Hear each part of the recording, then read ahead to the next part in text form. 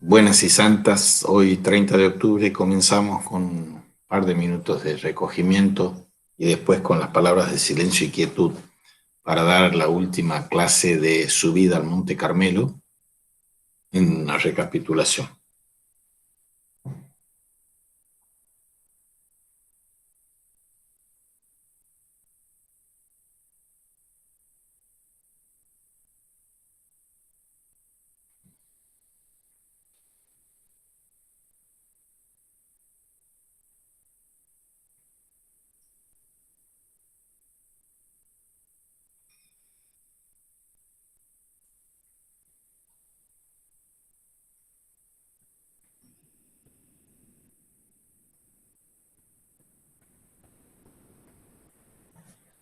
Muy bien, la entrada del día 30 de octubre del libro este de John Main dice: quiero referirme a la meditación como un camino de paz, el camino hacia la paz. San Pablo nos dice: estaban lejos de Cristo, excluidos de la ciudadanía de Israel y extraños a las alianzas de la promesa, sin esperanza y sin Dios en el mundo. Mas ahora, en Cristo Jesús, ustedes, los que en otro tiempo estaban lejos, han llegado a estar cerca por la sangre de Cristo, porque Él mismo es nuestra paz. Eso es de Efesios 2:12. En el Nuevo Testamento esta paz es la cualidad más grande que jamás podamos poseer. Está más allá de toda comprensión. Y para que podamos entrar en esta paz, deberemos entrar en la experiencia de la misma meditación. Uno de los grandes problemas al hablar de la meditación es que muy a menudo la gente que escucha hablar sobre el tema no la ha experimentado y entonces fracasa en comprenderla. La tradición cristiana y el misterio cristiano nos convocan a riquezas infinitas. A todos, Jesús es el Redentor universal y cada uno de nosotros, si somos conscientes de ello, somos redimidos, es decir, somos liberados de todas nuestras cadenas de temor, de culpa, desde lo más profundo de nuestro espíritu. La paz no es una cualidad estática, la paz es pura vitalidad, es esa sensación de gozoso bienestar que sentimos cuando nos encontramos armonizados. Cada parte de nuestro ser será armonía. Muy bien.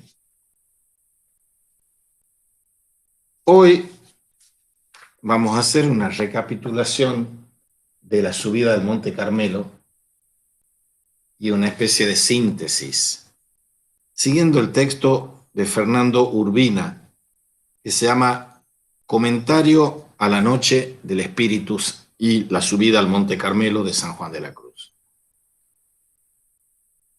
El cronograma de lo que nos queda por transitar en este paseo por la mística castellana del Carmelita San Juan de la Cruz es, terminado esto, el lunes comienza un carmelita descalzo a exponer Noche Oscura.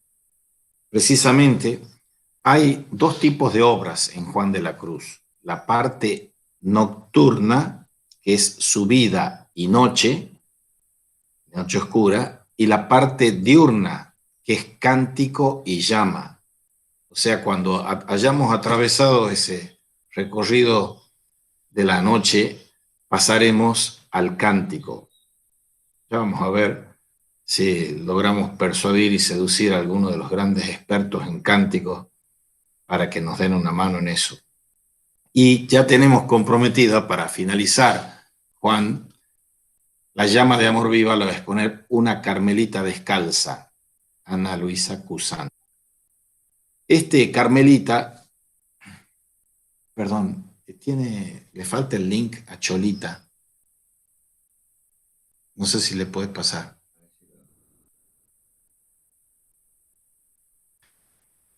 Este carmelita también providencialmente está viviendo ahí en Mar del Plata, pero ha vivido varios años aquí y estuvo varios años formándose en la Universidad de la Mística en Ávila, y llegó aquí y desde aquí lo mandaron a Mar del Plata, donde está trabajando.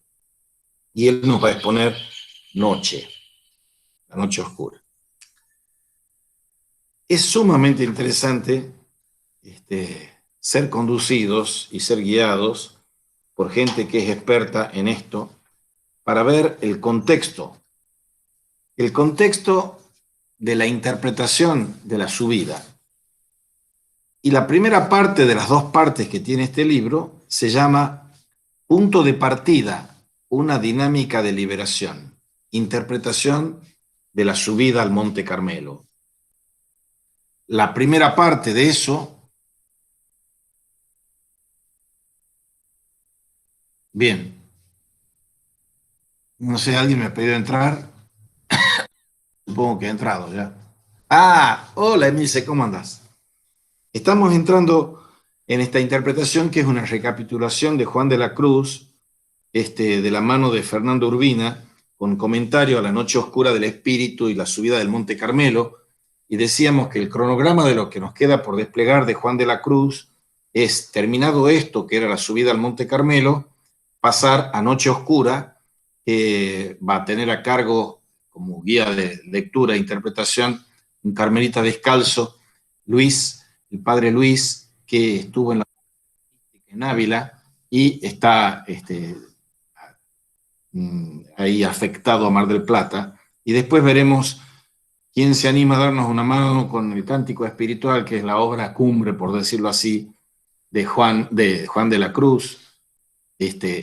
Uno de ellos con los que estoy entrando en contacto es un maravilloso teólogo y filósofo que es Javier Picasa, que tiene un hermoso libro sobre el cántico, que empieza con el Cantar de los Cantares, con el comentario al Cantar de los Cantares de Fray Luis de León y sigue, y terminaremos de la parte nocturna, subida y noche, estamos viendo ahora, y después la parte diurna de Juan, que es cántico y llama, y en llama lo va a dar una carmelita descalza, que también está en Mar del Plata, que se llama Ana Luisa Cusán. Bien, y ahora estaba introduciendo esto desde la perspectiva de la liberación, una dinámica de liberación, la interpretación de la subida al Monte Carmelo.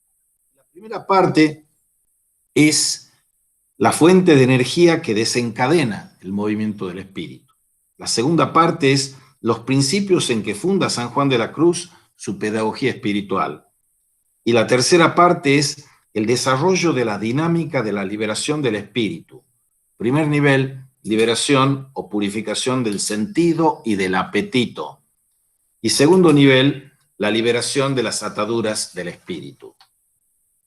Es muy interesante la introducción que él hace, porque dice, él, está entrando Cholita, que Fernando Urbina fue motivado para hacer esto porque una congregación francesa dedicada especialmente a la evangelización en el mundo obrero lo invitó a dar un cursillo sobre San Juan de la Cruz, y la pregunta que le hacían es si era válido para la conciencia moderna el pensamiento de San Juan de la Cruz. ¿Nos puede aportar algo hoy la lectura? Subrayo la palabra conciencia. Aquí. ¿Puede San Juan de la Cruz significar una luz o una fuerza para la espiritualidad de hoy? Necesitaba, dice Urbina, empezar por una relectura más atenta, porque hizo una concepción de la persona en San Juan de la Cruz y dice, tenía que actualizar mis lecturas, más allá de las estructuras literarias, intentando captar el movimiento de fondo del espíritu para poder llegar a esa experiencia original de fe en la cual, por encima de la distancia de las épocas, podría encontrar la comunidad de experiencia base para una comprensión del santo. Se deja guiar por un Georges Morel, un francés que tiene un libro El sentido de la existencia de San Juan de la Cruz, que ponía en paralelo las categorías filosóficas de Hegel con la cuestión espiritual de San Juan de la Cruz. Es sumamente interesante y no es el único que lo ha hecho. Hay otro que también ha hecho algo parecido, porque dice aquí, yo quiero mostrar las semejanzas y las divergencias que hay entre Juan de la Cruz, siglo XVI, y Hegel, que es último tercio del siglo XVIII y primer tercio del siglo XIX. Ambos están buscando un despliegue de la conciencia. Se ha dicho, no sin razón, que la fenomenología del espíritu de Hegel es una odisea del espíritu y de la conciencia. Ahora, la cuestión de la conciencia la hemos visto varias veces con Williges y Jäger, es fundamental para eso que decían la preconciencia, la conciencia egoica o personal y la conciencia transpersonal. La cuestión de la conciencia es fundamental aquí. Y Hegel, como San Juan de la Cruz, tienen una similitud en esto, en que ambos están haciendo esa odisea por la conciencia. Pero las divergencias no son pequeñas ni menores. El contraste entre las formas del pensamiento hegeliano y el sanjuanista arroja una luz profunda sobre las estructuras de este último, destacándose a esta luz tanto la semejanza como las diferencias entre ambos.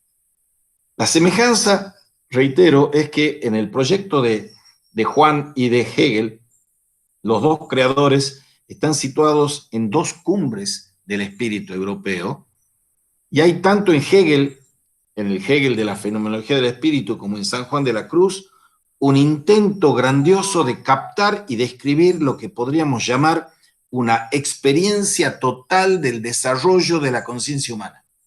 Todos los maestros espirituales que hemos estado pasando han estado haciendo pie en esas cuestiones psicológicas. La psicología que hemos visto en Dionisio Areopagita, que es la teología mística, la teología negativa, hasta llegar al buen padre Hallex, que vimos con Emilce, todos están pivotando en torno de cómo se despliega la conciencia. La conciencia tiene una estructura trinitaria, una imago trinitatis, en el neoplatonismo y en San Agustín, y tiene una estructura binaria en Tomás de Aquino. Y las tres potencias espirituales son la inteligencia, la voluntad y la memoria en la Trinidad esta. Entonces, el despliegue trinitario de la psicología y del neuma, la neumatología del espíritu, es el despliegue del espíritu, cómo acontece en nosotros. Ahora bien, en Hegel y en Juan se ve tratar de captar y describir lo que podríamos llamar una experiencia, subrayo la palabra experiencia total del desarrollo de la conciencia humana. Pero hay en ambos una común aspiración hacia lo absoluto y un parejo rigor lógico en el desarrollo de este movimiento, los movimientos de la conciencia. O sea, la aspiración al absoluto, a la autotrascendencia, como se dice, pero en Hegel la diferencia abismal no es menor que hay con San Juan de la Cruz, que Hegel es la continuación de lo que se llama la clausura de la inmanencia de la conciencia. Todo está inmanentemente clausurado en la conciencia. Entonces, la conciencia en el espíritu absoluto es la conciencia de sí mismo, del saber. Pero el sí mismo de Hegel no tiene nada que ver con el sí mismo, el self, el selbst de los místicos. Todos los místicos, sean budistas, sean sufíes, sean cristianos, sean judíos, todos están diciendo que hay que apartarse del yo e ir hacia el sí mismo. Pero el sí mismo, insisto, de Hegel es inmanente puro. En cambio, el sí mismo al cual está aludiendo Teresa de Ávila o Juan de la Cruz es la trascendencia absoluta. Por eso la mística no es sino el movimiento de la autotrascendencia. Dios, Padre, Hijo y Espíritu Santo habitan dentro de cada uno de nosotros. Y es más íntimo a mí que yo mismo. Y es más sublime y superior de lo más sublime y superior que hay en mí mismo, dice San Agustín. Eso en cuanto a una primera distinción entre Hegel y Juan. La segunda es que Hegel dice, arranca la filosofía moderna con Descartes, que es el cogito ergo sum, pienso luego existo. Y ahí empieza un periplo de la afirmación de la subjetividad.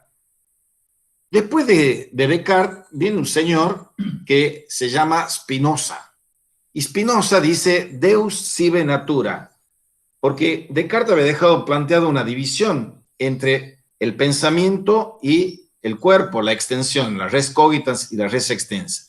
Y toda la filosofía moderna trató de suturar ese problema.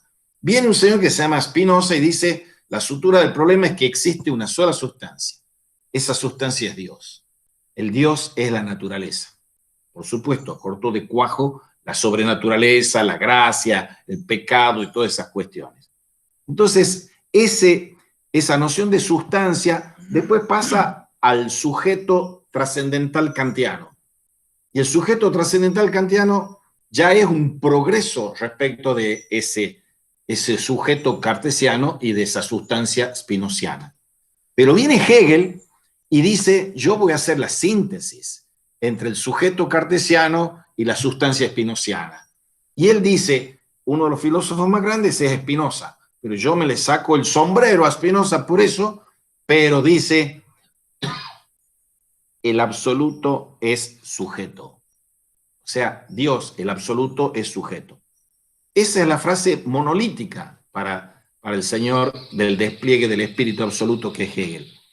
En cambio, para el señor que se llama Juan de la Cruz, el absoluto no es sujeto en este sentido nociológico. El absoluto es amor.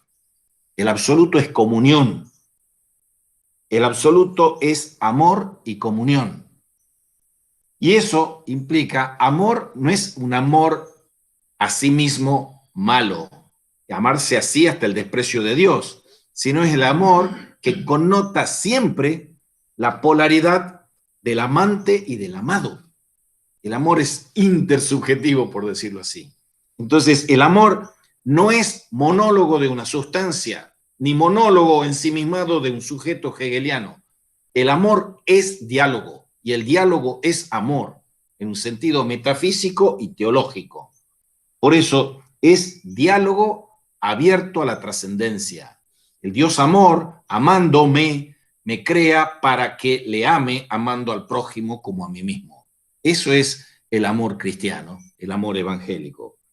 Ahora, en esta fenomenología del espíritu se da en la de Hegel un trasunto de la esencialidad del concepto, que es la lógica. Aquí tenemos otro problema. El problema es concepto o metáfora. Los conceptos son la piedra de toque y de arranque de la filosofía. La filosofía nace, si nace con Sócrates, y no lo hacemos nacer antes, con el concepto, porque había unos señores que eran los sofistas, y los sofistas amaban discutir, la libido disputandi, pero no les importaba la verdad, les importaba ganar las discusiones. Eso es un sofista. ¿Sí? Si uno quiere escrachar a alguna profesión y oficio, puede decir, y yo tengo gran cariño y respeto y contrato los servicios, los abogados son los sofistas profesionales.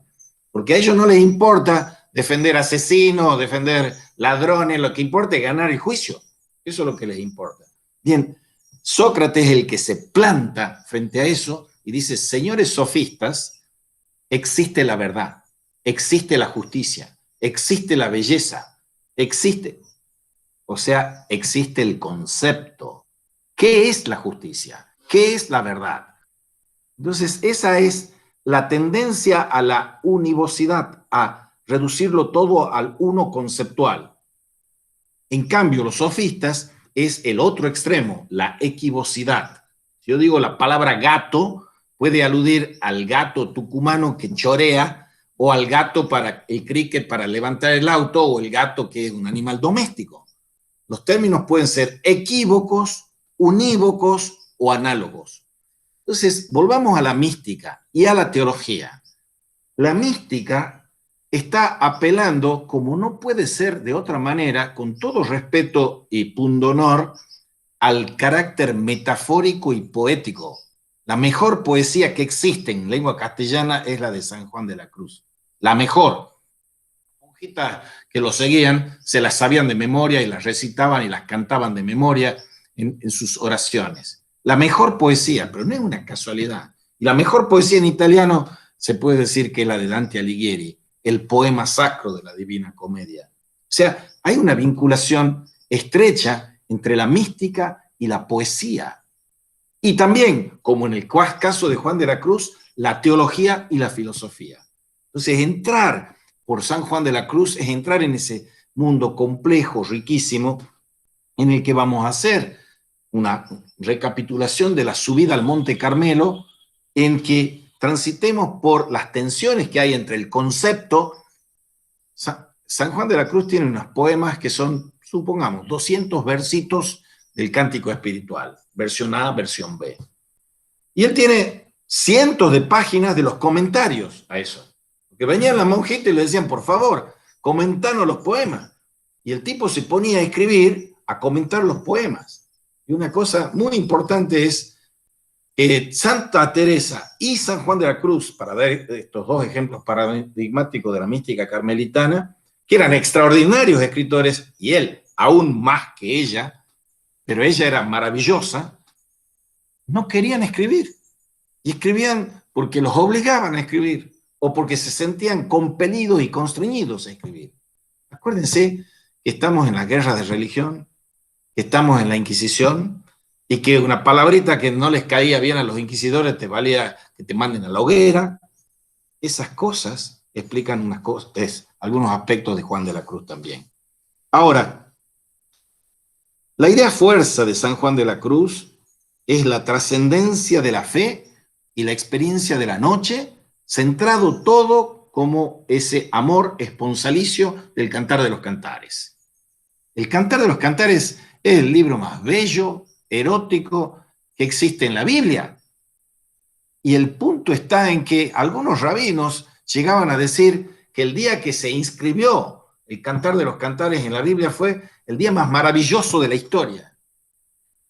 Y traducir a lengua vernácula el Cantar de los Cantares por parte de Fray Luis de León le valió que la Inquisición lo pusiera varios años preso. No podían predicar en castellano, no podían poetizar ni traducir la Biblia, porque eso estaba mal visto por la Inquisición.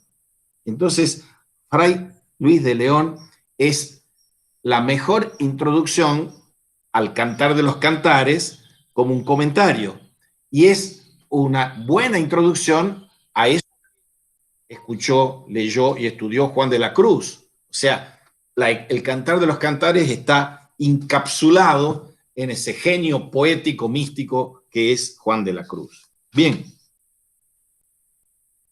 Ahora, si eso pasaba en las turbulentas épocas de Felipe II, en la que funcionaba la Inquisición, la guerra contra los protestantes, la guerra contra los turcos, esos eran los temas, no van a creer que el coronavirus es una cosa no muy novedosa en la historia.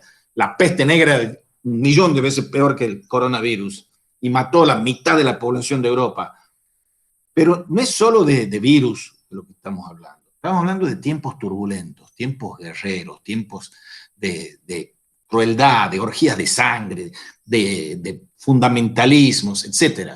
En esos tiempos germina, en la prisión de Toledo, germinan los más bellos poemas de la lengua española escritos por San Juan de la Cruz. Es la experiencia de la noche. Todas las experiencias de noche que tenemos todos los hombres de todos los tiempos son experiencias que son implícitas al ser humano. Entonces, San Juan de la Cruz significaba algo para la década el siglo de la Ilustración del siglo XVIII, otra cosa significaba para el siglo XIX de los románticos alemanes, y otra cosa significaba, dice Fernando Urbina, para nosotros, que éramos no los que peleamos en la guerra civil, sino los que éramos niños cuando acontecía la guerra civil. O sea, los cantos de San Juan de la Cruz le dicen algo singular a cada persona en cada momento de su vida.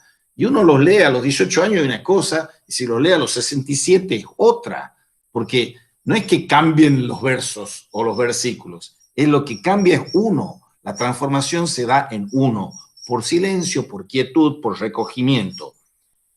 Y uno de los grandes doctores y teólogos de la fe, eso es el señor Juan de la Cruz. La fe, la primera de las virtudes teologales. La obra de Juan es un intento de describir fenomenológica y sistemáticamente la experiencia dinámica de la fe. Y esa fe se lleva a cabo en la fusión de dos cosas, de la Biblia y de la mística. Hay pocos autores que escriban, como escribe Juan de la Cruz, que sean tan buenos lectores de la Biblia, porque él estaba coetáneo a la revolución bíblica que viene de los evangélicos y los protestantes y los Martín Lutero. Pero él era un asiduísimo lector de la Biblia, como lo era Fray Luis de León, que dominaba el hebreo, el latín, el griego, y leían de las fuentes y hacían el esfuerzo de traducir también. San Juan de la Cruz tiene raíces que ya mencionamos, filosóficas en el neoplatonismo del pseudo Dionisio, al que le dedicamos un módulo. Pseudo Dionisio son las jerarquías celestiales, es la teología mística, es la teología apofática, y eso está en las raíces de Juan de la Cruz, pero no se agota. Está la Biblia, está el neoplatonismo, y él está en su vida y noche describiendo lo nocturno del transitar ese hacia la unión transformadora en Dios y con Dios. Y lo diurno es el cántico y la llama. Una dinámica de liberación. ¿Por qué dice una dinámica de liberación? No es cualquier cosa. La fuente de energía que desencadena el movimiento del espíritu es, desde el punto de vista teológico, es un acto de Dios. Y el acto de Dios es un don, es una llamada, es una gracia. Y el punto de partida dinámico del espíritu es el movimiento del deseo del espíritu humano. Vamos a ver desgranarse términos que nosotros los usamos tan impune como neciamente, como deseo y como apetito y como gusto. Y nosotros estamos usando sin conciencia, ni estudio, ni ciencia, ni experiencia de qué significa deseo. Porque si yo digo que tengo sed, deseo tomar agua, es una cosa. Si yo, en cambio, al deseo lo escribo con mayúscula, es el deseo amante del otro. Deseo con minúscula o deseo con mayúscula. Cuando nosotros utilizamos la palabra deseo con minúscula, es algo que se puede satisfacer. El deseo con mayúscula es inagotable, insaciable, porque es el deseo de Dios, el deseo absoluto del absoluto, el deseo de la felicidad, también con F mayúscula.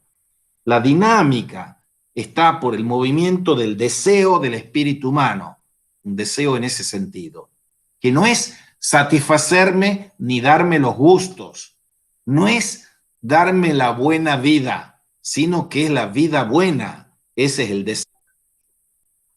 Ahora, en noches hay estrofas que van de la 1 a la 4, en cántico, estrofas que van de la 1 a la 12, en que aparece este tema del deseo, que se encuentra en el poema que dice, vivo sin vivir en mí, y tan alta vida espero que muero porque no muero. Pero en otro poema que dice, que bien sé yo la fuente que emana y corre, y otro que dice, en el principio moraba, está hablando del deseo. Es la actitud desiderativa, absoluta, infinita, porque el deseo se desfonda hacia el infinito en todos nosotros. ¿Quién puede decir que desea acotadamente? No todos deseamos lo perfecto, no deseamos el defecto. Deseamos la plenitud, no deseamos la vaciedad. Aunque para encarnar ese deseo de plenitud tenemos que vaciarnos, dice Juan de la Cruz. Entonces, ese acto humano del deseo aparece en la raíz del movimiento del espíritu. Y dice en la estrofa primera de la noche, y esta salida, dice ella aquí, que pudo hacer con la fuerza y calor que para ello le dio el amor de su esposo. ¿En qué principio se funda San Juan de la Cruz esta pedagogía espiritual? La trascendencia de Dios, primero, la trascendencia de Dios, el camino de la fe, segundo, y la pobreza evangélica, tercero. Trascendencia de Dios, camino de la fe y pobreza evangélica. Es un sujeto pobre y herido, el de Juan de la Cruz, que aprendió de la miseria en la época que era niño, que muere su padre cuando él tiene 2 años, y salía su hermano mayor y salía su madre a ayudar a los miserables y ellos eran miserables. Esa pedagogía de la pobreza está calando hasta los huesos de Juan. Ahora, nos introduce Juan de golpe en el fondo y el fundamento de una cuestión que trata aquí. El movimiento del espíritu es una tensión de amor cantada hacia el objeto deseado. El objeto deseado. Ahí parece un oxímoron, una contradicción en los términos. Nunca amamos un objeto y el objeto del deseo es un sujeto deseado, porque siempre amamos a alguien, no amamos algo. Y si amamos algo, el perrito, mi planta de orquídea o lo que sea, las personalizamos, las subjetivizamos. Entonces, el objeto deseado es que yo subjetivizo a quien amo y me convierto en quien amo, yo, amado en amada transformada, dice Juan de la Cruz. Pero aquí viene una palabra que la va a enlazar Urbina genialmente con la fijación infantil de la que habla Freud, y es la palabra apetito. Y nosotros usamos la palabra apetito y realmente ignoramos en qué sentido lo está diciendo Juan de la Cruz. Y muestra Urbina claramente qué significa el apetito, que no se reduce, aunque puede connotar también esa dimensión psicológica. Los apetitos son la peste para Juan de la Cruz, porque los apetitos nos atan a las criaturas y nos impiden amar al Creador. Entonces, los apetitos atan a las criaturas y el objeto deseado y buscado queda impedido. ¿Cuál es el objeto deseado y buscado? La unión con Dios. Si yo me amo a mí mismo hasta el desprecio de Dios, no estoy buscando la unión con Dios. Si yo deseo a Dios, unirme con Dios, entonces tengo que despreciarme a mí mismo. Y esto es las sucesivas noches del sentido y del espíritu, es ir vaciándose, despojándose de todo lo que es el yo, para que podamos hacer ese viaje hacia el interior de mí mismo. ¿Cuál es, entonces, a renglón seguido, la estructura metódica de esta composición literaria y el dinamismo de fondo que hay aquí en la subida? En los primeros capítulos del libro 1 y 2 de la subida, libro 1, capítulos 1 y 2, libro 2, explicación de la estrofa y capítulo 1, transparece una intención metódica que contiene varios niveles de profundidad. Primero, un deseo de resumir en una elaboración didáctica una experiencia, no una teoría espiritual, una experiencia espiritual vivida. No es que me cuenten algo o que yo le cuente algo a alguien, experiencia espiritual vivida. Segundo, una expresión simbólica de estas experiencias y de sus umbrales críticos. Tercero, una pedagogía fundada en la experiencia y que busca la definición metódica de sus medios. Cuarto, una tendencia del espíritu sintético, teológico del autor a sistematizar el material disponible. Y quinto, una tendencia literaria a la organización de la escritura en una unidad de composición. Ahora bien, la redacción de San Juan de la Cruz presenta siempre un carácter abierto, nunca cerrado. El de Hegel es el sistema más maravilloso, pero absolutamente cerrado. Incluso la mete a la Trinidad y a la encarnación dentro de su sistema, a la naturaleza, al espíritu, a la lógica, todo, pero cerrado. Y San Juan de la Cruz está abierto. Y hay más de un motivo por el cual esté abierto. Está abierto, como varios de los compañeros de andanzas espirituales, como Teresa, porque, como les decía, la Inquisición funcionaba. Entonces, muchos de ellos dejan obras inconclusas, la misma subida al Monte Carmelo, eso, por temor a que hablar y significara la condena de vida o torturas o lo que fuese, y no es porque tuviese esos temores él, ¿no? Pero porque él buscaba la mortificación por otro lado. Pero es una obra incompleta y abierta. En el capítulo 1 del libro 1 de la subida hay un proyecto de división metódica que ofrece un cuadro claro y sencillo. Dos partes del alma, dos etapas del camino, dos niveles de realidad. El primer nivel es la noche del sentido, libro primero de la subida.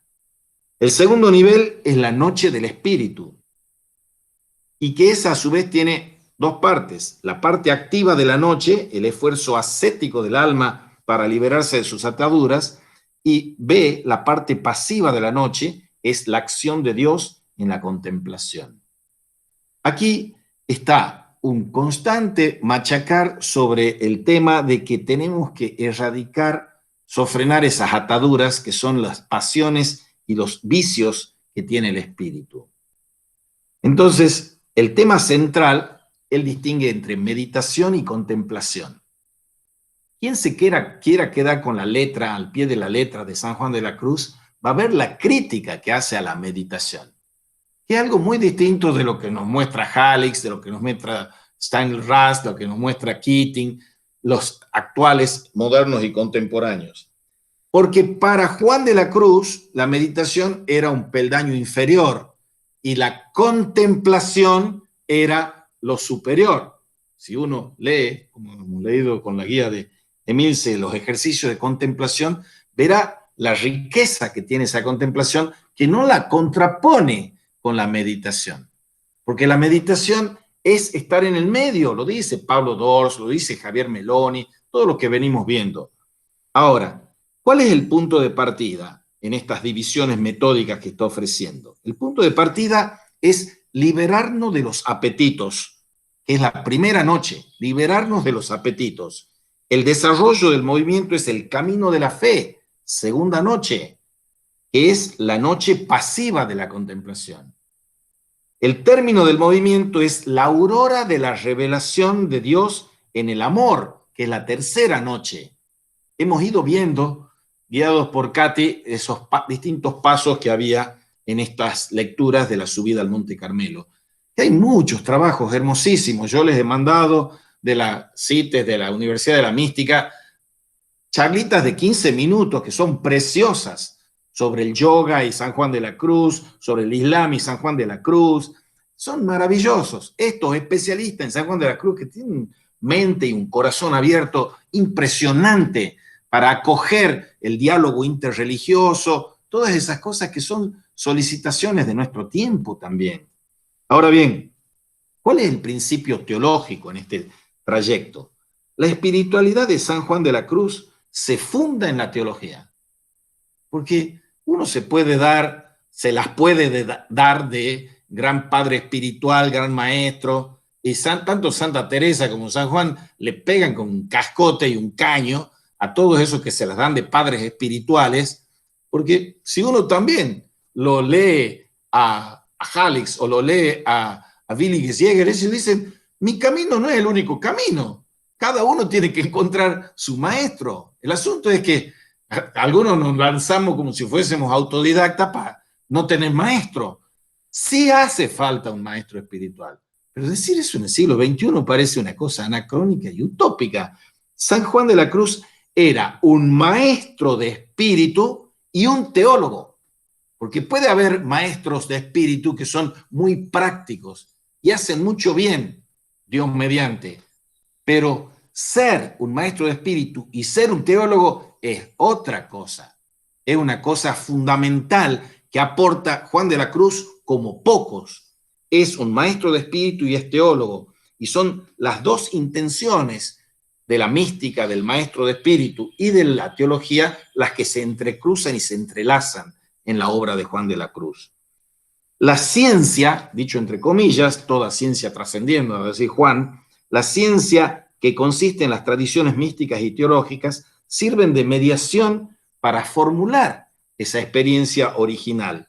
El fundamento principal, no obstante, para sus escritos y reflexiones es la Sagrada Escritura. Pero vayamos a esos tres pasos que les he dicho. Primero, la trascendencia de Dios. Veamos qué significa trascendencia de Dios. Dice en el poema 8, en la primera estrofa, dice Juan de la Cruz, entréme donde no supe y quedéme no sabiendo toda ciencia trascendiendo. La ciencia hincha, dice Pablo de Tarso.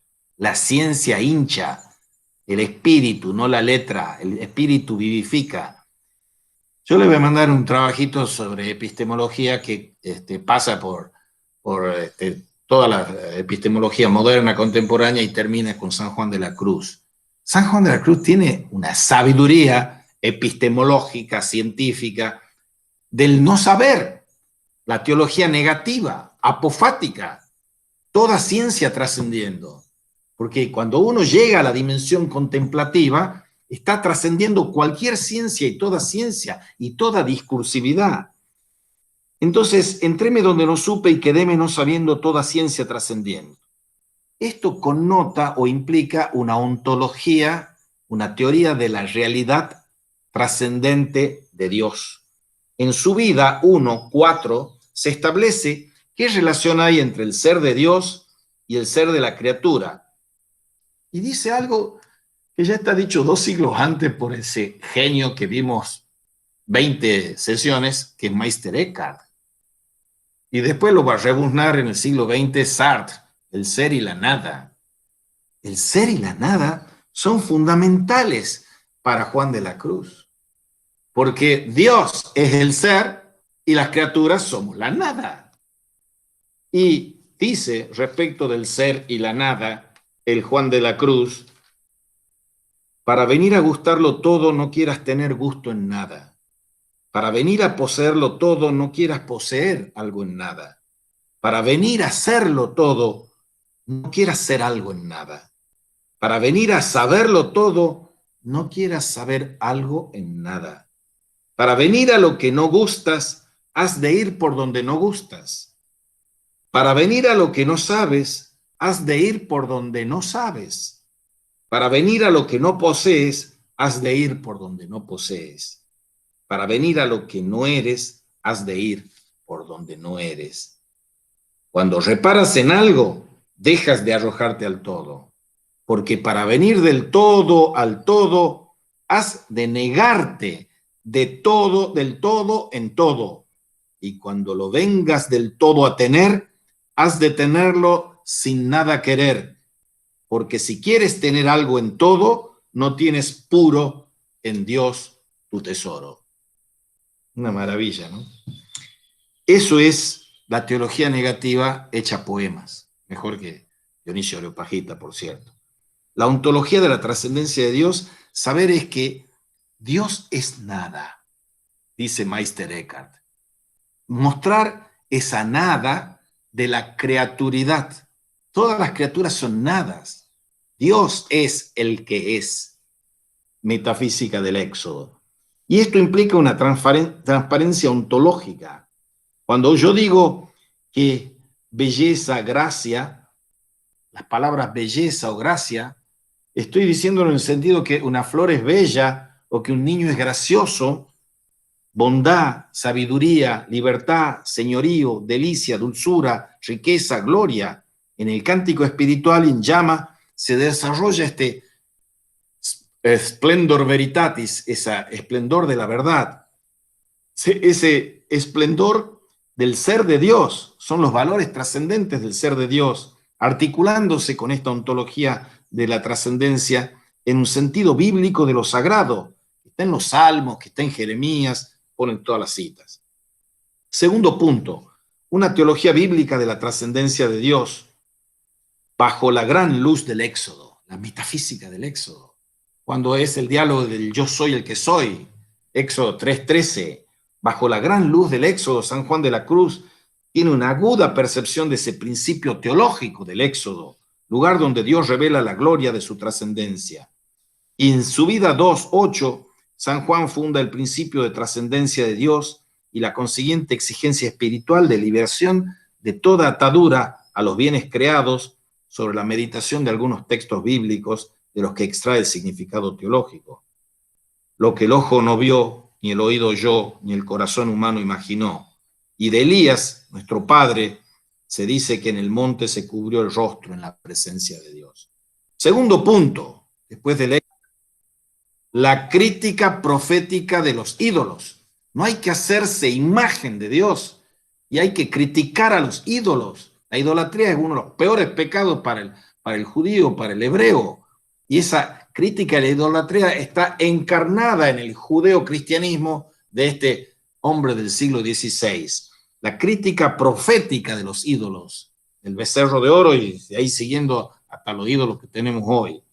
En el mismo texto de Subida 2.8 dice Juan que hay que fundar la experiencia de la trascendencia de Dios propia de los profetas. Por tanto, dice, ninguna noticia ni aprehensión sobrenatural en este mortal estado le puede servir de medio próximo para la alta unión de amor con Dios. No hacerse imagen de Dios. Ese mandato es lapidario. El propio Sigmund Freud, como buen judío que era, también tiene esa iconoclastia de no hacerse imagen.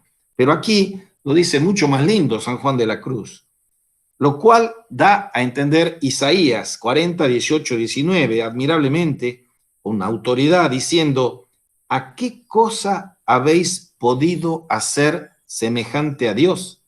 ¿A qué imagen le haréis que se le parezca? ¿Por ventura podrá fabricar alguna escultura el oficial de hierro? ¿O el que labra el oro podrá fingirle con el oro o el platero con lañas de plata? Es imposible hacerse imágenes de Dios. Cuando uno dice, rebuznando posmodernamente, que una imagen vale más que 1000 palabras, no es así para la tradición judeocristiana. La palabra, el verbo, es mucho más importante que la imagen. Y nosotros no nos podemos hacer imágenes, ni imágenes de Dios, ni imágenes de nada, en el fondo, porque todas las imágenes traicionan. Entonces yo tengo el ídolo, que es una caricatura y un desprecio de lo santo. Y tenemos el ícono. Hay que pasar del ídolo al ícono. El ícono no es adorable, solo es adorable, pero es venerable. Entonces, trascender la idolatría. Esto se enlaza con la teología bíblica y la tradición mística. La teología mística es la sabiduría de Dios secreta, que dice Dionisio Areopagita, que en esa época le decían San Dionisio, Santo Tomás le decían San Dionisio, Dionisio Areopagita, que no era del siglo I, del Areópago con Pablo, y no era del siglo XIII de la Edad Media, con San Denis en Francia, sino que era del siglo V, VI aproximadamente. Pero Dionisio es el fundador de toda tradición mística de Occidente, con su teología mística, con sus jerarquías celestiales. Y ese señor usa un sintagma, una expresión de 3 palabras que recorre toda la mística para hablar de la fe, y dice es un rayo de tiniebla. La usa también la doctora de la iglesia y Santa Edith Stein. Es un rayo de tiniebla y está acogiéndolo a eso San Juan de la Cruz. Por eso el profeta Baruch dice eso, rayo de tiniebla, 3:23, Baruch. Y no hay quien sepa el camino de ella ni quien pueda pensar sus sendas. Lo que es alto de Dios es de los hombres menos sabido, 1 Corintios 3:19.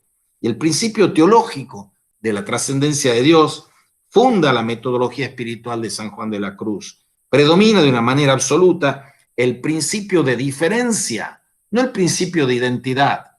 Cuando se exalta la teología de Santo Tomás, que la conocía perfectamente este buen señor, Juan de la Cruz, se está diciendo que Santo Tomás es como Hegel un sistema de identidad. Y eso es lo que va a pulverizar Juan de la Cruz. No es la identidad, sino la diferencia lo que cuenta. Predomina el principio de diferencia y la alteridad. ¿La diferencia de quién? De Dios respecto de mí, de Dios respecto de la criatura. El principio diferencia, no el principio identidad. O sea, imposible hacer, como han tratado de hacer, que hay aquí panteísmo, esas cosas, porque hay un teísmo. Lo que no obsta para que Meister Eckhart, como hemos visto, diga Dios y yo somos uno, porque todos estamos llamados a ser dioses por participación, dice Juan de la Cruz. Dios es Dios por naturaleza, pero todos estamos llamando a la homotheiosis, a la divinización. Y ese proceso de la divinización es el proceso de unión con Dios. O sea, ¿Qué teología puede surgir de eso? Y aquí, Fernando Urbina lo dice con un poco de ironía, pero muy fina, dice, más que a la teología de Tomás de Aquino, se parece a la teología de Karl Barth. Karl Barth es un teólogo protestante extraordinario, pero Santo Tomás tenía como núcleo de su teología una analogía entis, la analogía de los entes. El ser de Dios y el ser de las criaturas tienen algo de semejante y algo de diferente. Karl Barth, como buen evangélico, corta de cuajo eso, como lo cortó Kierkegaard.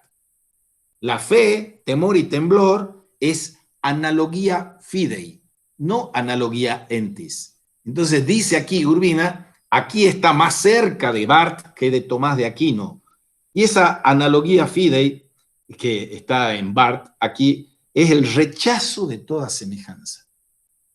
Hay poca gente tan humilde para, teniendo los quilates que tiene de escritor, como San Juan de la Cruz, que dice, yo lo que he experimentado y lo que he vivenciado no lo puedo poner en palabras. Y era uno de los poetas más grandes que existieron.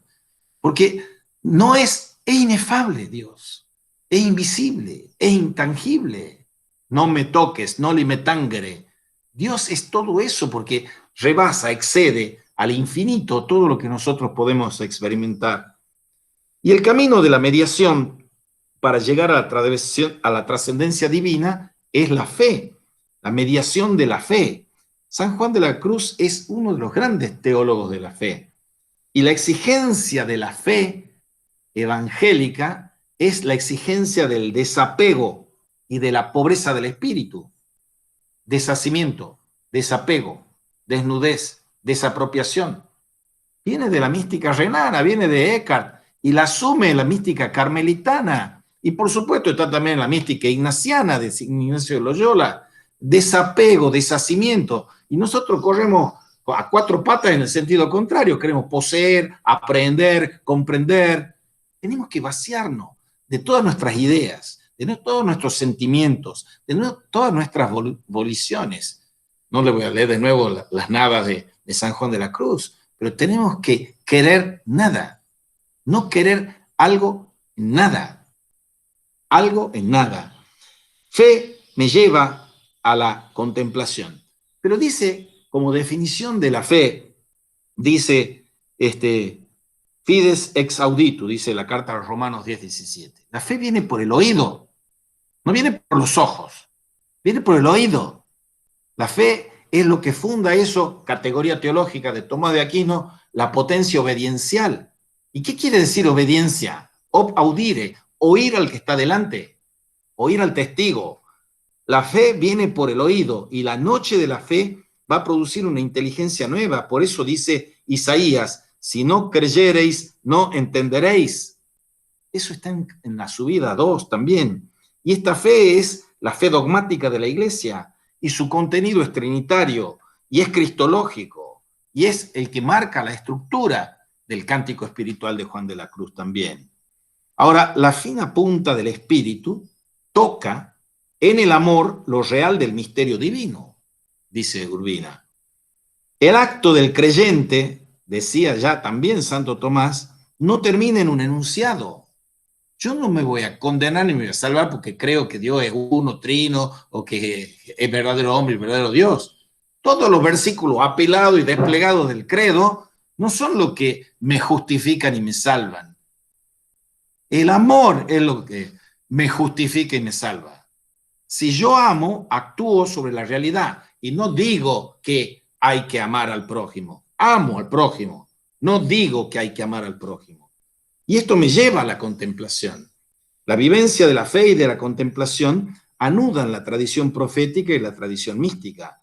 Y la forma fundamental del camino hacia Dios, el Evangelio, es la dimensión de la pobreza. Cristo es el pobre de los pobres. Y San Juan de la Cruz abraza la pobreza. Y eso es la mortificación de todos los gustos y placeres. Porque uno tiene que dejar de saborear las cosas con apetito. La otra frase, los otros versos, para venir a gustarlo todo no quieras tener gusto en nada. Y esto, decía una amiga carmelitana, que uno se lo tiene que poner en la puerta de la heladera, así los gorditos sobre todo, procure siempre inclinarse no a lo más fácil, sino a lo más dificultoso, no a lo más sabroso, sino a lo más desabrido, no a lo más gustoso, sino antes a lo que da menos gusto, no a lo que es descanso, sino a lo trabajoso, no a lo que es consuelo, sino antes al desconsuelo, no a lo más, sino a lo menos, no a lo más alto y precioso, sino a lo más bajo y despreciable, no a lo que es querer algo, sino a no querer nada, no andar buscando lo mejor de las cosas temporales, sino lo peor. Y eso lo vivió y encarnó en su propia piel, carnes y huesos, este magro caballero de la bella figura. Y aquí la forma fundamental de este camino hacia Dios es esa dimensión de la pobreza, de ese amor de pobres. Quiero una iglesia pobre para los pobres, decía en su asunción el Papa Francisco. Y la forma concreta que señala este modo de vida, esta pedagogía de la fe, es el Cristo evangélico. Es particularmente en la dimensión de pobreza y abnegación total, de desprendimiento, algo teórico práctico que tiene que comprenderse a la luz del modelo evangélico. La palabra de Dios centrada en Cristo evangélico, porque, dice Juan, el aprovechar no se halla sino imitando a Cristo, que es el camino, la verdad y la vida, y ninguno viene al Padre sino por él, según él mismo dice en San Juan 14:6, cita Juan de la Cruz. Desprendimiento y cruz, de eso se trata, la vida y el modelo cristológico de la vida. Y hay que anihilarse por Dios, según el sentido y según el espíritu, y tanto más une a Dios y tanto mayor obra hace quien se hace nada por Dios y para Dios. Y cuando viniere a quedar resuelto en nada, dice Juan de la Cruz, será la suma humildad que dará hecha la unión espiritual entre el alma y Dios. Y de aquí pasamos al desarrollo de la dinámica de la liberación del espíritu. San Juan de la Cruz desarrolla un esforzado análisis estructurado en su contenido sobre los principios teológicos en dos niveles, el del sentido y el del espíritu. Y hay que recoger su valor más profundo, que apunta a una situación existencial, a unas etapas de la experiencia interior. La pasión espiritual de absoluto unido, del absoluto, unido al rigor científico, entre comillas, de un análisis racional, pone a este texto de la subida, completado con el de la noche, al nivel de las meditaciones de Descartes o de la ética de Spinoza. Gran diferencia, tanto Descartes como Spinoza es el ensimismamiento, la clausura en la inmanencia de la conciencia. Gran diferencia, lo que nos está diciendo el núcleo, el quicio de mi corazón es el amor. El núcleo de mi ser, amo, luego soy. O, mejor dicho, somos amados, luego somos. Está dicho, con otras palabras, en la carta a los Corintios 13:1 y siguientes. Después, ahora vemos todo como a través de un vidrio oscuro, vemos en enigma. Después dice en hebreo, traducido al castellano, conoceremos como somos conocidos, que significa literalmente, amaremos como somos amados. O sea, el núcleo existencial de cada ser humano es el amor. Y estamos creados para el amor, por el amor, para el amor. Y eso es el punto central que nos franquea el paso al primer nivel de la liberación o purificación del sentido y del apetito. Y aquí nos va a hacer un paseo, Fernando Urbina, maravilloso sobre desglosar estos términos como apetito. El término sentido significa, primero, la percepción sensible. Pongamos ejemplos en todas las potencias, tenemos el ver, el oír, el gustar, el tocar, etc. Pero en segundo lugar, sentidos son los sentidos corporales interiores, la memoria, la imaginación, la fantasía, el sentido común, la cogitativa, etc. Esa es la psicología, los sentidos interiores, que son fundamentales. Y el tercero es un estado o situación existencial, que es un régimen, cuando digo el sentido de mi vida, es un régimen de actividad espiritual que forma una etapa en el movimiento del espíritu hacia la plenitud con Dios. Si yo estoy dirigido existencialmente a Dios, si no tengo a Dios, mi vida es un absurdo total. Entonces, meditación y contemplación, aquí viene la bifurcación sanjuancruciana.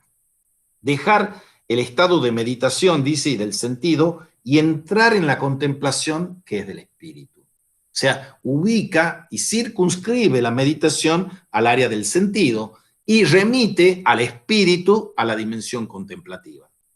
Ahora, vayamos a la naturaleza de los apetitos.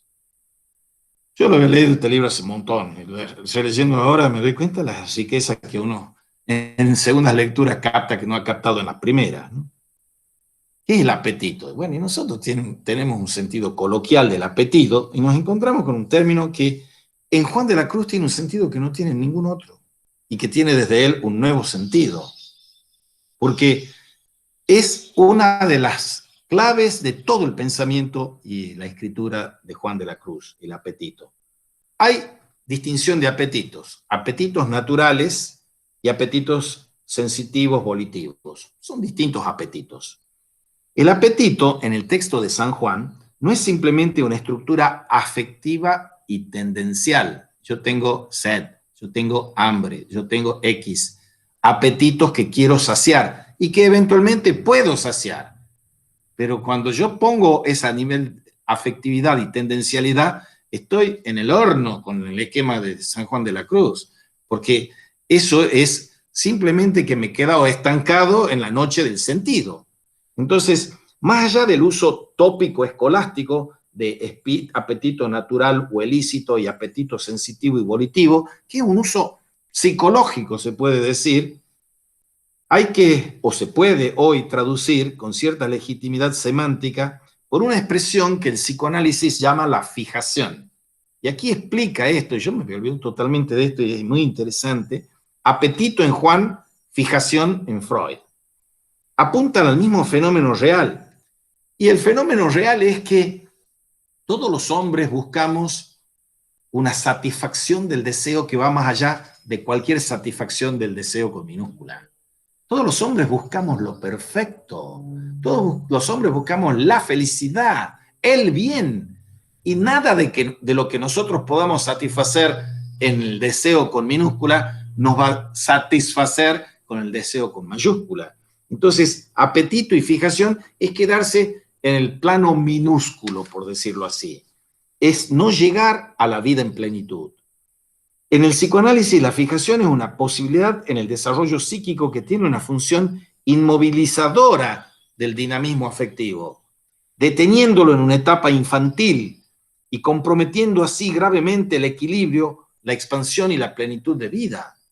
Cuando el señor Freud en su metapsicología diga que la creencia en Dios es una especie de fijación infantil, es una neurosis infantil que se quedó fijo con la imagen del padre, bueno, está diciendo, miren, para que uno pueda madurar psíquicamente tiene que liberarse del tótem y tabú, tiene que liberarse de todos esos impedimentos del despliegue personal.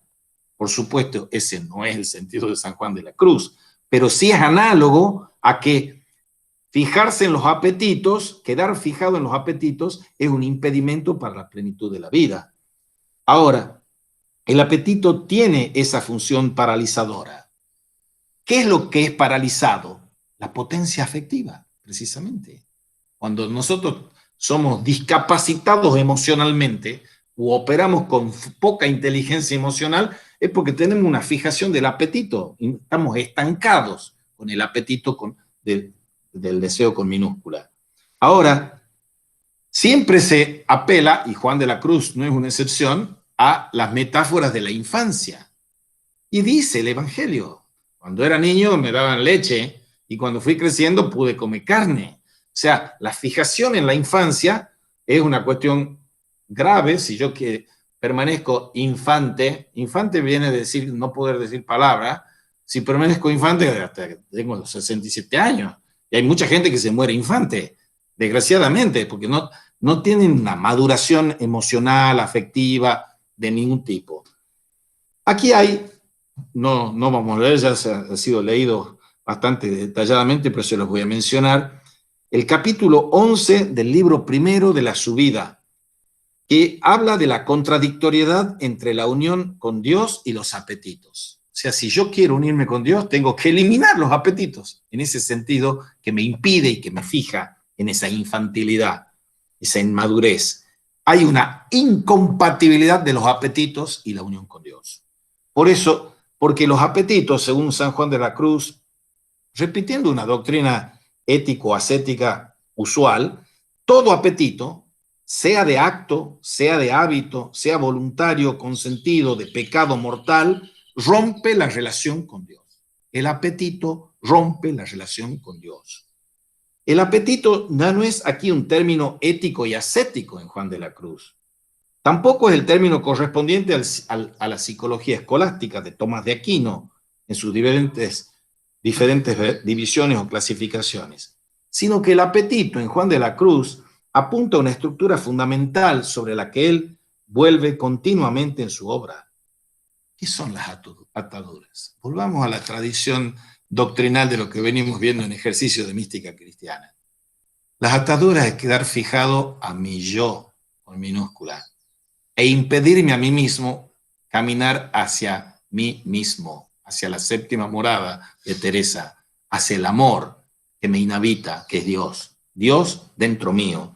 Las ataduras son ataduras del yo, porque se trata de una estructura de replegamiento, de atadura y de fijación ¿a qué? A las cosas, a los gestos, a los actos y al yo. Y ahí estamos también en el horno, estamos atados al yo.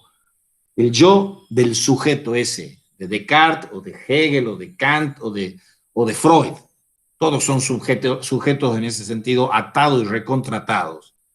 Entonces, el quebrar esa estructura de atadura es el acto básico de la liberación, expresado vivamente en la imagen del pájaro que no vuela hasta que no rompe el hilo grueso o fino que le ata. Eso está maravillosamente dicho con dos metáforas.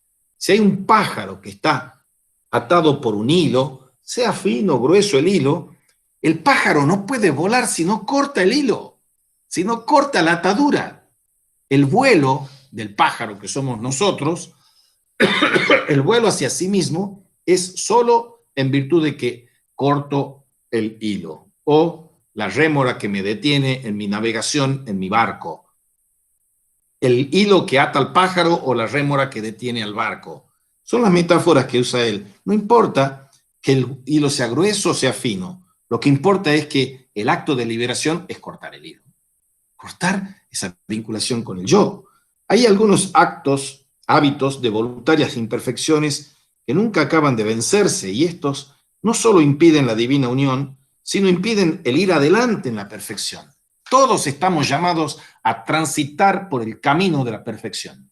El camino de la perfección es el camino del desposeerse, desapropiarse, desnudarse, vaciarse de lo que no es Dios para ir caminando hacia nuestro interior, que es donde Dios habita.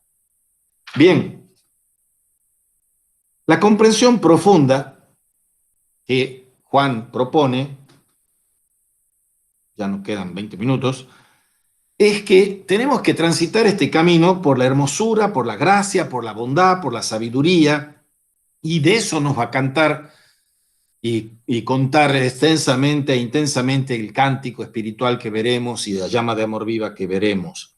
Aquí tenemos que vaciarnos, desapropiarnos, desposeernos, desasirnos, despegarnos, desprendernos de la relación del alma con las cosas. Entonces, todo eso que me ata a las cosas y me ata a mi yo son modos deformes y deformantes de relacionarme que yo tengo con las cosas, con las personas y con Dios. Tengo que desapropiarme. Y eso implica una negación de la negación. Y aquí viene un equívoco fenomenalmente grande respecto de San Juan de la Cruz. Y cuando los que lo quieren y los que no lo quieren a San Juan de la Cruz están diciendo, leyendo mal lo que significa la mortificación, leyendo mal lo que significa el eliminar y negar los apetitos.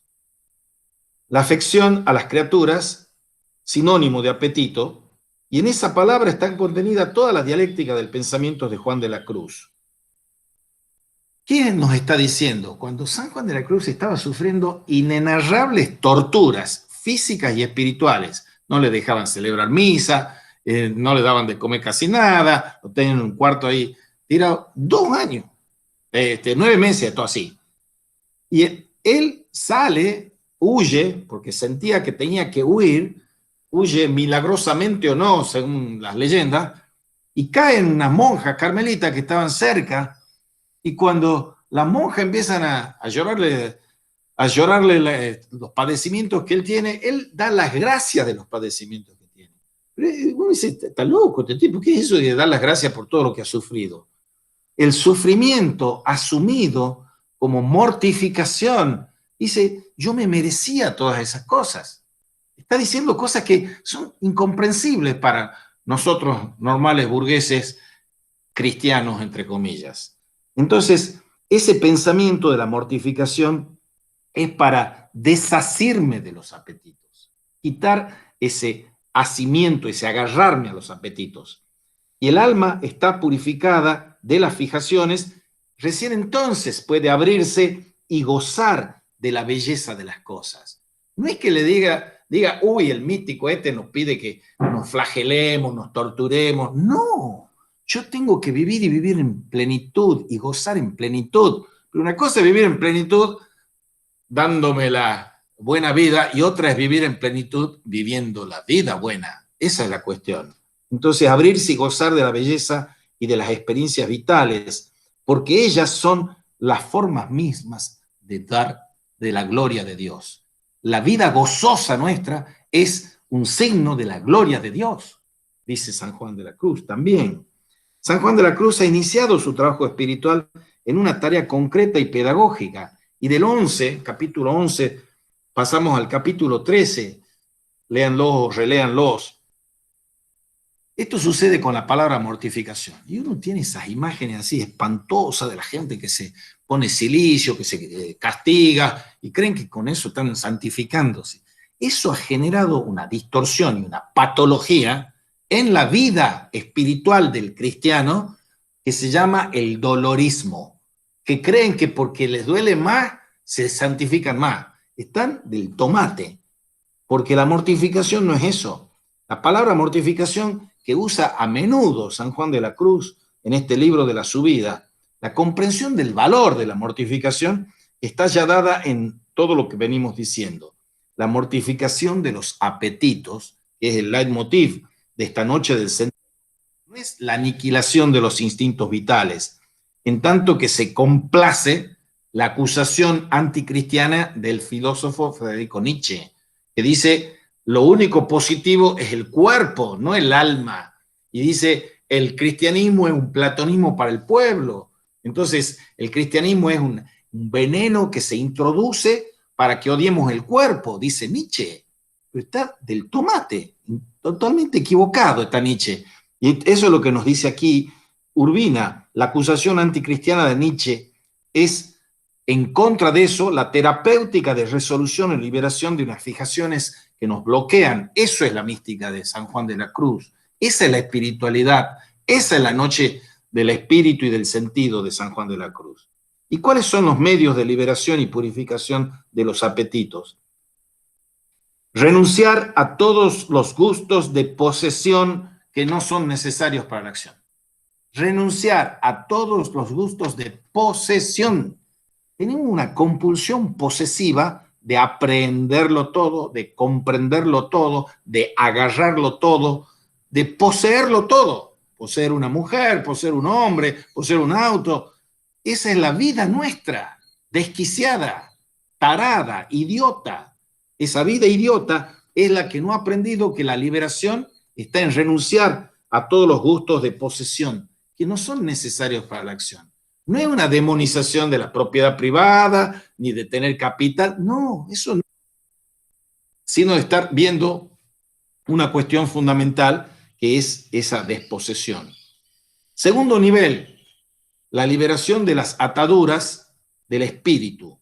La palabra espíritu, según la terminología de San Juan de la Cruz, significa la parte espiritual del alma, estructurada según la psicología espiritual de inteligencia, memoria y voluntad, purgadas y purificadas la inteligencia por la fe, la voluntad por el amor o la caridad y la esperanza, la memoria por la esperanza teologal. Y después, segundo sentido, es un estado, una situación o un momento del movimiento real del ser. Y hay representaciones físicas de estos. Llegamos al tercer libro, que es el último libro de su vida, bajo un esquema psicológico de superficie. Cuando nos dicen purificación de la voluntad, ¿qué está diciéndonos? Un análisis poderoso de exterioridad religiosa nos hace que nosotros estemos creyendo que ser muy religioso es ser muy devoto, muy pío, ir a misa, confesarse, comulgar, todas esas cosas farisaicas y exteriores. Eso no es el espíritu. Pero eso sí estaba en forma muy candente en los hermanitos de la vida común. Hermanitos de la vida común que le enseñaron a Tomás Moro, a Erasmo, a Martín Lutero, a Nicolás de Cusa, que era la devotio moderna, la imitación de Cristo de Kempis, y todos ellos criticaban el ritualismo y el exteriorismo de la religiosidad. Y San Juan de la Cruz está criticando eso precisamente, esa devotio, esa adulteración de la devotio moderna. Pero aquí sí aparece de nuevo la prohibición de las imágenes. Éxodo 3, 1, 15, Deuteronomio 4, 15, 20 y la crítica profética de los ídolos. Pero aparte de estas representaciones sensibles de los becerros de oro, están las representaciones psíquicas o espirituales. Yo también tengo que vaciarme y purgarme de mis pensamientos, de mis sentimientos y de mis afecciones.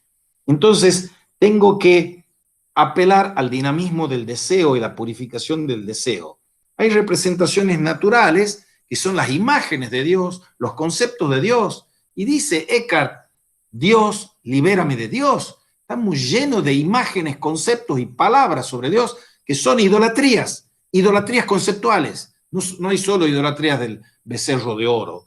Entonces, representaciones naturales son imágenes o ideas de Dios que nosotros mismos producimos o proyectamos y nos inventamos un Dios a la medida de tapagujeros de nuestros deseos. La liberación de las ataduras, de las representaciones naturales, en esa práctica espiritual heredada de la devotio moderna de origen neerlandés, con su tendencia a la interiorización y a la meditación de las figuras evangélicas. Ahí está la otra cuestión. Y poner a la gente a que se representen las imágenes de la pasión de nuestro Señor Jesucristo y flagelarse interiormente con las meditaciones de la agonía de Cristo. Eso también está mal para San Juan de la Cruz. Hay que eliminar esas representaciones, por muy vitae Christi que hagan los cartujanos, como Landolfo. Este género de meditaciones juega un papel en una etapa inicial del camino espiritual. No es que estén mal, pero está para los iniciados en el camino espiritual, no para los aprovechados. Entonces, tiene que ser superado el riesgo sutil, pero muy real, de identificar el misterio de Dios con estas imágenes, ideas y sentimientos religiosos fijados y deteniendo en ella el movimiento y el deseo del espíritu.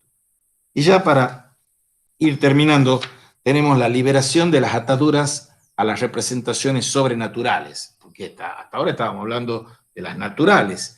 Y cuando hay representaciones sobrenaturales, ¿de dónde vienen? ¿Vienen del demonio? ¿Vienen de Dios? ¿Qué sé yo? El criterio se lo preguntaban, torturaban preguntándoselo auténticamente Teresa o Juan. Y los textos de Juan hablan de este término que para nosotros es tan anacrónico, el término sobrenatural. ¿Quién usa la palabra sobrenatural? El último que lo usó en un libro genial es el cardenal Henri de Lubac, de surnaturel, lo sobrenatural. Sin lo sobrenatural no hay gracia. Sin gracia no hay unión con Dios. No es que la sola gratia nos permite unirnos con Dios. La gratia y la libertas. La gracia supone la naturaleza. Lo sobrenatural no tiene el sentido habitual que tenía en la teología católica, que se quemaban las pestañas y se peleaban en el siglo XVII. Están la premoción física, la predestinación. Vean todos los muchachos esos de Calvino, Molina, la cuestión de Auxilis, son cuestiones teológicas fundamentales de cuánto incide Dios en las cosas que yo hago. Y si Dios es tan bueno tan santo, tan todopoderoso, ¿por qué existe el mal en el mundo? Y todas esas discusiones filosóficas y teológicas eran para aumentar la gracia, como hace Lutero, disminuyendo la libertad, o aumentando la libertad, como hace Rousseau y los pelagianos, disminuyendo la gracia. Y la cuestión no está ni en aumentar la una ni en aumentar la otra, sino ver cómo se dan en este mundo de fides et ratio, de gratia et libertas, que es la síntesis de Tomás de Aquino, y más y mejor que en Tomás de Aquino, de un coetáneo que se llama San Buenaventura, y tantos otros, San Agustín también. Y aquí, cuando estamos hablando de lo sobrenatural, hablamos de Dios como luz. Es la luz que vino a este mundo no lo reconoció. Es lo luminoso de Dios, que viene de allende, de la trascendencia. Está muy lejos de nuestro medio cultural secularizado, inmanente, moderno, hablar de la luminosidad. Entonces, estamos renunciando a esto. ¿Qué es esa luminosidad? El deseo del amor siempre tiene que ir más lejos y quedar abierto al puro absoluto del amor de Dios. Los elementos fundamentales de la fe y de la conciencia moderna están cerrados al amor. Ustedes busquen la palabra amor en esa obra genial del siglo XX que se llama Ser y Tiempo de Heidegger y no lo van a encontrar. Van a encontrar que el amor, a no ser que sea una cosa Shirley, que también las hay, y kitsch que hay cuando se habla del amor, el amor es el corazón del cristianismo, es la primacía de la caridad. Dice la carta a los Corintios, la fe y la esperanza van a pasar y el amor va a quedar. Pero no hay que inventar cosas muy nuevas, sino volver a las cosas simples. Y eso es lo que hace Juan de la Cruz. Y esto, una vez más, es un gran mentiz, dice Urbina, a las afirmaciones nietzschianas que hoy se vuelven a poner en circulación.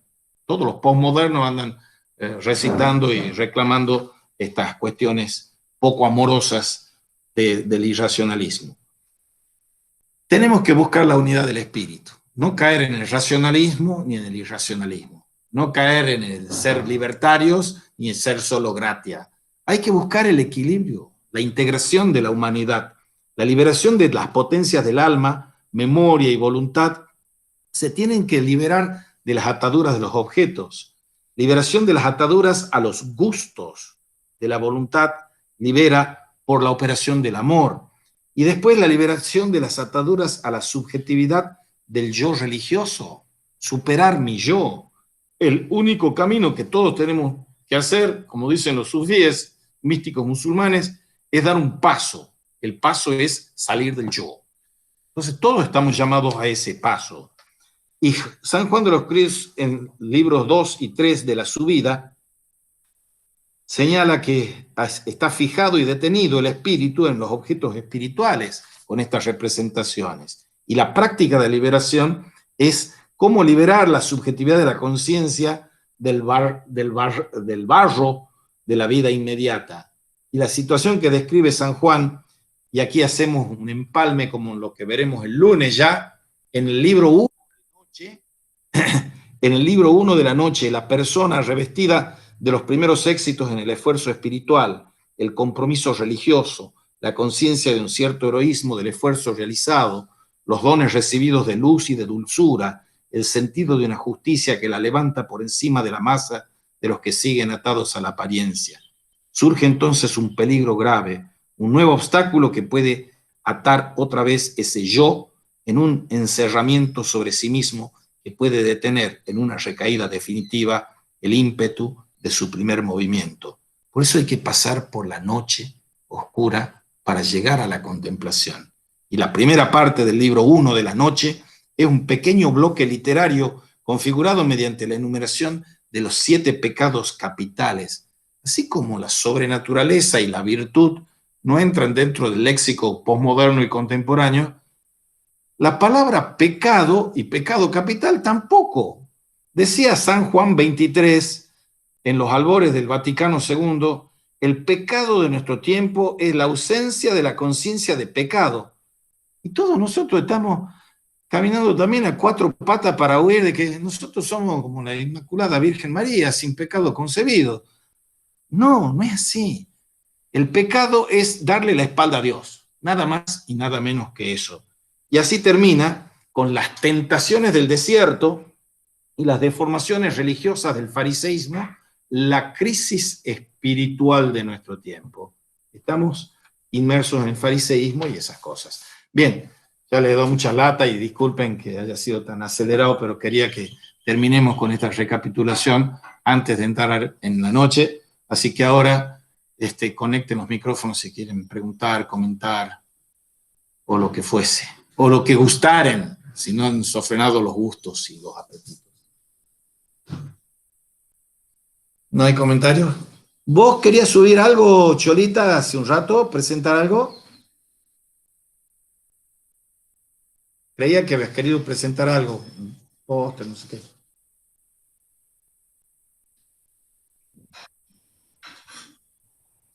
Bueno. Era saludarte, Lalo.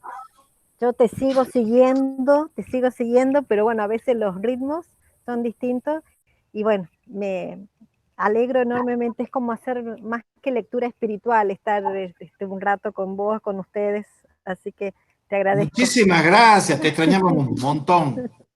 Sí, no, pero yo te sigo escuchando los videitos, a veces en distintos tiempos, pero está muy bueno, te agradezco. Me gustó muchísimo esto también. Y ahora me preparo para la noche a ver si puedo entrar. Bueno, acompáñanos en la noche. No, sí, dale. Bueno. Si Dios quiere. Meta. Cholita. Sí, Lalo, te quería preguntar una pequeña cosa. El tema de la... Vos hablaste de participación en Dios cuando te referiste, no sé, a la finalidad, digamos, de todo este camino. Y me parece que la palabra que se usa más en San Juan de la Cruz sería la semejanza, no la participación con Dios. Semejanza es justamente producida por el amor, por la caridad, que es lo que hace que el alma sea semejante a Dios, se haga semejante a Dios, que está en una de sus poesías también. Bueno, sí, no, estoy de acuerdo con lo que decís, pero la frase no es mía, es de San Juan de la Cruz.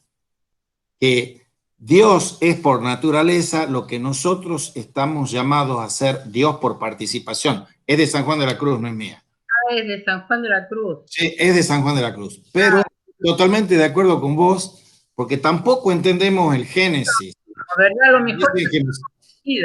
lo mejor participación se entiende como participación de semejanza, o no sé cómo. No. Participación en griego se dice metexis. Sí. Y la participación, cuando la dice San Juan de la Cruz, está reproduciendo la metexis griega que está en el neoplatonismo. No, eso no hay problema con eso, pero voy a abundar a favor de lo de la semejanza que está diciendo vos, en otro sentido. Cuando en Génesis se dice que hemos sido creados a imagen y semejanza de Dios, la imagen es de Dios y la semejanza es lo que nosotros tenemos que hacer, asemejarnos a Dios. O sea, el don es la imago, la semejanza es la tarea nuestra existencial. A nadie le dan de una vez y para siempre. Le dan la imagen, pero no le dan una vez y para siempre, que la tenemos que completar a la imagen actualizándola por asemejarnos a Dios. Y en eso estoy totalmente de acuerdo con vos y por eso lo usa así. El asemejarnos es un acto de amor. Nadie ama sin amar. Dinámico, es algo que es algo que debemos hacer, claro. Por supuesto que sí. Solo podemos hacer amando. Muchas cosas se pueden hacer sin querer, dice San Agustín, pero creer solo queriendo. Y uno puede poner punto suspensivo, esperar solo queriendo esperar, con E mayúscula, y amar solo queriendo amar, con mayúscula. Y todos estamos llamados a amar con mayúscula. Lo que pasa es que nos sale medio mal el proyecto de construir el amor con mayúscula nosotros, o sea, no nos asemejamos. Y eso es la regio di similitudine, dice San Agustín. Nos desasemejamos de Dios. Todos estamos llamados a asemejarnos con Dios y a unirnos amorosamente con Dios pero preferimos y elegimos, porque nadie nos predestina para desasemejarnos de Dios, para ir en contra de la imago de ahí que está impresa en nosotros. Está impresa en todos y cada uno de nosotros. La imago Trinitatis es la encarnación en toda la creación. Toda la creación tiene la imagen de la Trinidad. Y particularmente en esta criatura que somos los seres humanos, que es la Trinidad del Padre, del Hijo y del Espíritu, que es de la inteligencia, la memoria y la voluntad, la memoria de la esperanza, la voluntad, la caridad de la voluntad para la voluntad y la fe para la... Está todo tan hermosamente, aunque sea incompleto y abierto, los de San Juan de la Cruz, que no es solo pura mística y efluvios místicos, es mística y es teología, y es poesía. Entonces, a San Juan de la Cruz uno lo amputa y lo mutila si lo reduce a alguno de esos aspectos. Es un tipo que se nutre todos los días de la Biblia y se la conocía casi de memoria. Y era lo único que leía. Él no leía San Juan de la Cruz, leía la Biblia y se nutría con la Biblia, con las Sagradas Escrituras. Y era vivirlas, encarnarlas a las Sagradas Escrituras. No son lecturas alegóricas de las Sagradas Escrituras, son en carne y hueso. Es una maravilla este hombre, una maravilla. Demos gracias a Dios. Bueno, entonces nos vemos el lunes. Luego nos vemos. Chao. Chao.